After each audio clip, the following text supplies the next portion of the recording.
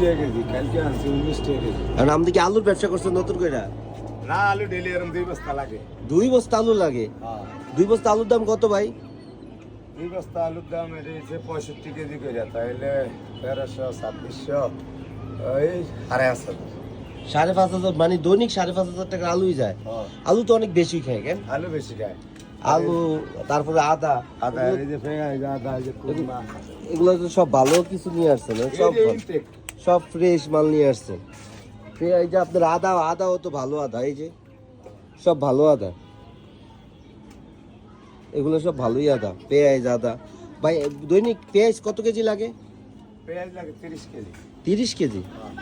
আর কারণ ব্যবস্থা ঢিলে হয়েছি, এতদিন যাইতাম না অলস করে, ওই লগে দোকানদারি করতাম। মানে কারণ বাজার থেকে আনলে একটু 2 টাকা কম পাওয়া যায়। হ্যাঁ, মানে লগের একাত্তরে নিতাম, আগে হেয়ার লগে দোকানদারি এক লগে করছিলাম।